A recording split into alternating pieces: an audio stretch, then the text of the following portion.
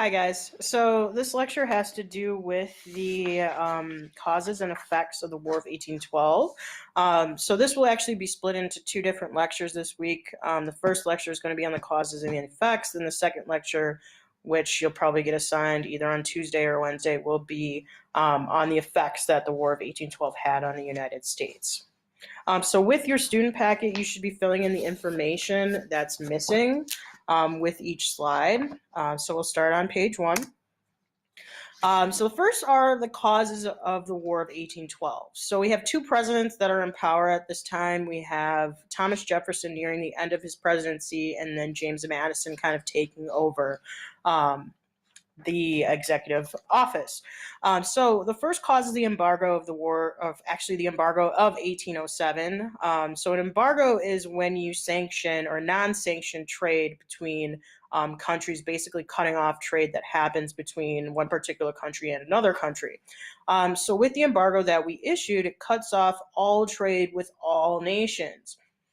So we thought, at least Jefferson thought, that it would get Europe to leave us out of their squabbles, and since we don't have a financial relationship with them and we're not dealing with them on trade, that they would just leave us alone and not ask us to be involved in any of their conflicts or take one side or another side. So really reinforcing that idea of that isolationist policy that stemmed from Washington's presidency. But it had the reverse effect on our economy. So since we were using trade as a way to generate revenue and generate money to help us pay off debt, this only hurt the U.S. economy even more. So unfortunately, it had a very negative effect on the United States economically. The second cause was the Non-Intercourse Act. So this was issued a few days before Thomas Jefferson left his office as president. But this Non-Intercourse Act actually resumed trade with all nations except the ones that we had a lot of high tension with, which was Great Britain and France. So it was almost like a snub to those two countries. And obviously, we had that tension with Great Britain and France since the American Revolutionary War ended. At least with Great Britain, and then France, we had tension with France because we did not support them in their American Revolution, despite the fact that they supported us. So tensions were at an all-time high, particularly with Great Britain and France, and Great Britain really didn't trust us very much, which we'll see with Macon's Bill. Number 2. So with Macon's Bill number 2, James Madison, now president of the United States, he makes a deal with Great Britain and France. He basically says, whoever jumps the gun first at resuming trade with the United States, we will continue an embargo, meaning not trading with the other country. So, for example, if Great Britain jumps at that opportunity first, we won't trade with France as kind of a policy, especially since Great Britain and France, between themselves, were enemies as well. So we actually thought as a nation that Great Britain would jump at that opportunity in terms of getting us to support them and creating that trade and financial relationship with them. But Napoleon Bonaparte, who was the military leader of France, actually jumped the gun and got that communication with us in first to resume trade with the United States. And Great Britain was furious. They were not happy, primarily because they thought that we set it up that way, that we kind of put them on the outs on purpose, and we intended all along to have that relationship and that trade resume with France and snub Great Britain on purpose. So because of this thought and because of Great Britain's interpretation of what actually happened with Macon's Bill number 2, war became an inevitable event. So it was going to happen, or it was bound to happen. So on page 2, number 4, the idea of war hawks. So war hawks are these congressmen who really, really wanted to go to war and push for Congress to decide to declare war or go to war with Great Britain and France. So these men were congressmen usually from the South and the Western states at this time, usually Ohio River Valley, or the established states, wanted a war of their own. They really, really wanted to go to war, and they were really, really pushing to have this kind of conflict be ended once and for all. Fifth, there was a lot of anger at England for the impressment of U.S. soldiers. So impressment is a required service by force of U.S. soldiers to serve for the Royal Navy. So there were Americans who were called to service by the British, who were kind of forced into that position without a choice of their own. And we really didn't particularly like that. And six, another cause was that there was a lot of conflict over British Columbia, or British Canada, sorry, supplying weapons to a lot of the Native Americans on the frontier, which was causing conflict with Americans that were trying to move west, particularly in the Ohio River Valley, and establish themselves. So we were pissed off because you're supplying them with weapons to fight against us, even though you want to try to have a relationship with us, and we're trying with you. But you're making it near impossible because now you're supporting people who are going to attack our citizens. And the seventh cause was that the Democratic Republicans wanted more land to fulfill this destiny as an agrarian republic. So kind of bringing you back to the whole issue of the Louisiana Purchase and Thomas Jefferson trying to decide whether or not he should buy this land from Napoleon, which extended all the way from Louisiana through Canada. Because it wasn't in the Constitution that a president could purchase land, and him being a strict constructionist, he was kind of on the air of not doing it, but he really, really believed in this agrarian society and expanding the United States. So he actually decided in the end to buy that land. And of course, those Democratic Republicans, which is the party that supported Jefferson, wanted that land to fulfill this destiny, which eventually we will call the manifest destiny of an agrarian republic and expanding the United States. So just a note with the pictures on the right-hand side, Kentucky Congressman Henry Clay was one of those big war hawks that really pushed for war. And then you have Tecumseh, who is one of the Native American leaders who was getting some of those supplies to fight against the expansion of the Americans into Indian Territory. So on the bottom of page 2 is the issue of Mr. Madison's War. So this is actually the start of the War of 1812. So at the beginning of the war, there were a lot of mixed results. There was some successes and some failures. First of all, the invasion of Canada. So we were trying to push England out of Canada. We would have been more victorious if concentrated in one large city. So almost similar to the French and Indian War, if we struck first at those major cities, we might have had some initial success, and kind of following the pattern that William Pitt really did with the French and Indian War. We didn't necessarily use that strategy. Instead, we launched a three-prong attack on Detroit, Niagara, and Lake Champlain. All of which we lost. So we had to retreat from the British forces. We tried again in 1813, but that also failed too. So there wasn't a lot of success at the beginning. Regarding the Great Lakes, there were also battles on the seas in the Great Lakes. So we had more success on the sea. So one of those ships was the USS Constitution, which was also known as Old Ironsides. Commodore Oliver Perry defeated Great Britain on Lake Erie. And allowed for Harrison's troops to overtake the British at the Battle of Thames in 1813. So we had a lot more success on the seas and on water than we did on land, coincidentally.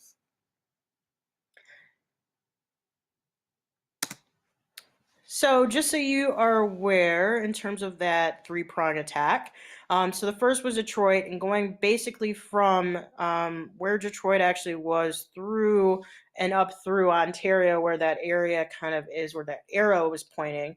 The second was Fort Niagara, so we're hitting them on both sides, so not just from the west up to Ontario from Detroit, but also from Fort Niagara and heading from the east to west as well. So kind of converging on two different fronts. And the third was starting with Lake Champlain and going north towards Montreal and pushing them outside. And then we also had U.S. invasions through the Ohio River Valley as well. So if you flip to page 3, I also had that map on page 3. We're going to talk about the second stage of the War of 1812, which we mainly played on the defensive mode.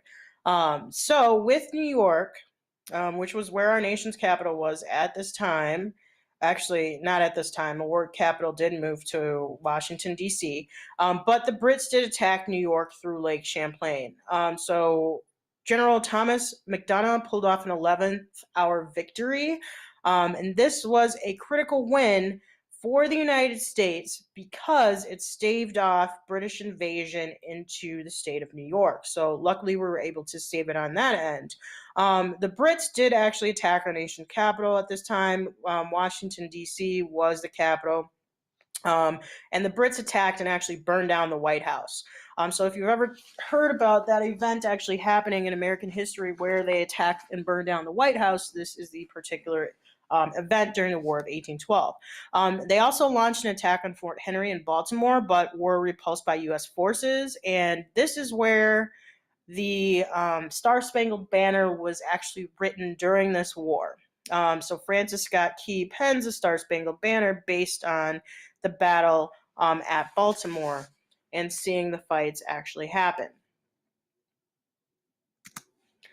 So as you can see, there's the actual document to the left on this slide of the lyrics for the Star-Spangled Banner, and it being kind of a controversial issue, particularly because it does talk about slaves in some of the lyrics in terms of them not being freed. So that's why it's so controversial with the whole playing of the Star-Spangled Banner and a lot of the African-American athletes, particularly in the NFL, taking a knee because it kind of talks about the freedom and non-freedom of slaves, but the freedom of regular citizens within the lyrics. So if you actually pay attention to the lyrics, there are some indications of that as well. So that's why it's kind of a controversial song, and that is why people like Colin Kaepernick take a knee during that playing. So actually you can see one of the flags that was there during that battle on the right as well. But just to give you some general information, that is why it's such a controversial issue. All right, so the third stage of victory started in New Orleans with the newly acquired territory that we had from the Louisiana Purchase. So we actually incurred a lot of victory in New Orleans. So the Brits also tried to attack one of our major ports, which is in New Orleans. Andrew Jackson, who later will become president and has a very controversial presidency, particularly regarding Native Americans, leads those groups of troops in New Orleans, and his troops actually were entrenched there, but they killed 2,000 of 8,000 soldiers in 1/2 hour. So in 30 minutes, Andrew Jackson and his forces being surrounded kill over 2,000 soldiers. Only 70 of which during that battle were U.S. casualties during that war. So 70 U.S., over 2,000 Brits of 8,000. That's quite a bit considering the amount of U.S. soldiers and the fact that they were kind of entrenched there and established themselves there to fight. Ironically, after 2 weeks, this battle actually occurred 2 weeks after a peace treaty was signed to end the War of 1812. So they still continued in the southern states, regardless of the war kind of being over at that stage. So with this peace treaty on page 5, you'll need to fill in some information here. This was called the Treaty of Ghent and was signed on Christmas Eve, 1814. And this was essentially an armistice, so the means to lay down arms and have a time of peace. All conquered territory was restored to their original owners, so Canada still belonged to England. We did not acquire any land from Canada. And all land in the United States was still ours, or the land acquired by the Treaty of Paris that was previously Great Britain's was still ours.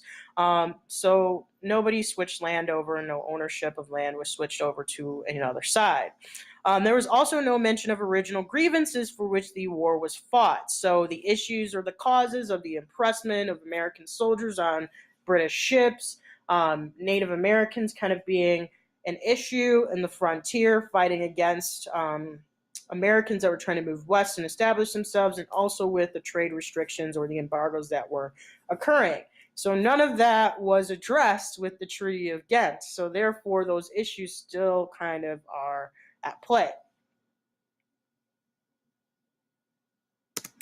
So taking a look at the effects of the war. So first, one of the biggest effects of the war was the death of the Federalist Party.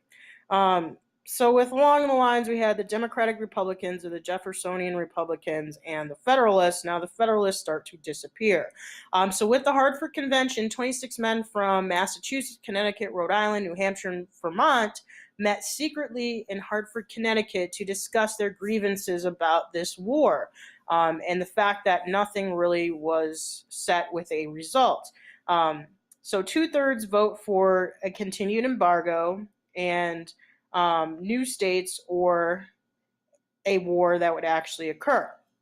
So this also mentioned that a single-term president and no two consecutive presidents from the same state could be elected. And then what resulted from the Hartford Convention as well was the abolition of the 3/5 clause.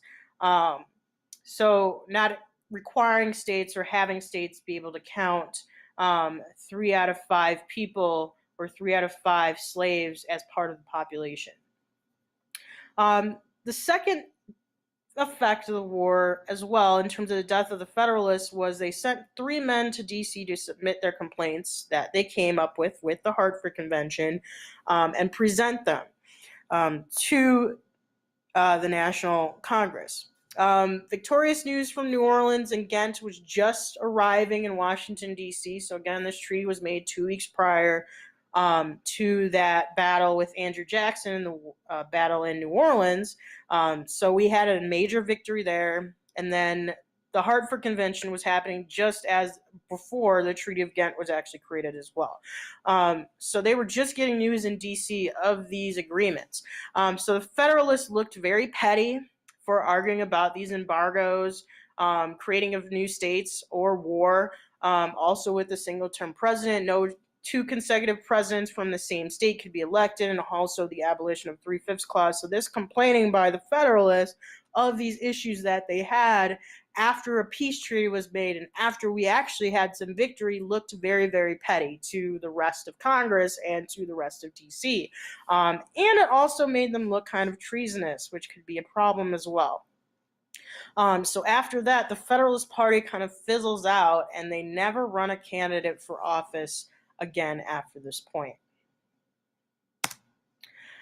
So another effects, a second effect was that the U.S. stood up for its rights as a sovereign nation. So we had new respect based on our ability to fight. So remember, Great Britain really didn't think we had the ability to fight and that they had to protect us with the French and Indian War.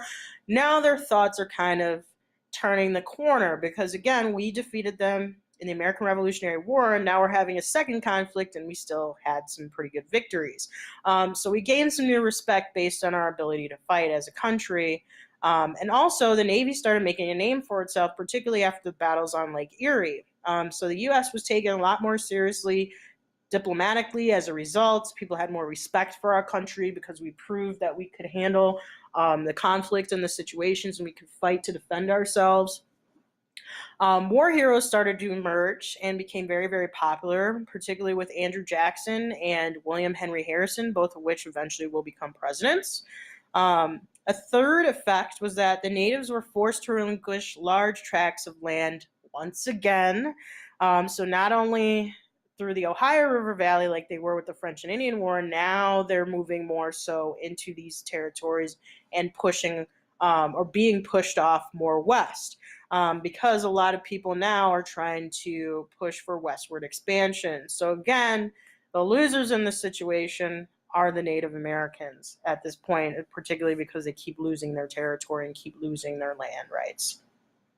A fourth effect was that manufacturing prospered due to Great Britain's blockade and previous embargoes. So since we aren't importing products from Great Britain, we start creating our own products and our own manufacturing, and that starts to generate revenue for our economy because now we're producing for ourselves. Because of that forced embargo against Great Britain, we have to figure out something else. So that actually helps to spur our manufacturing, which will have a huge effect during the early 20th century.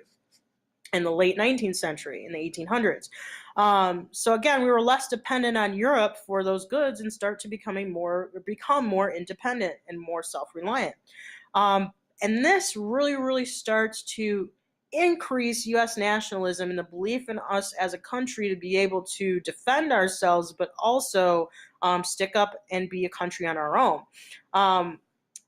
We did not fight as one nation, but came out as one nation in itself. So this huge surge in nationalism becomes a huge, huge issue, and people are very, very proud to be Americans at this time, particularly after the war actually occurs. So what I'm going to do is stop here now because nationalism is going to be our next topic as a result. But what I really, really want to emphasize for you guys is to make sure you know the particular causes and the effects of the War of 1812. So we'll be doing a couple of activities that will reemphasize those particular causes and the decision making that had to occur in order to decide to go to war with Great Britain because of the issues that we've had. So we will have a second part lecture probably on Tuesday, I want to say. So if you have any questions, make sure you bring those to class and we'll kind of discuss the causes and effects once again. And that's it.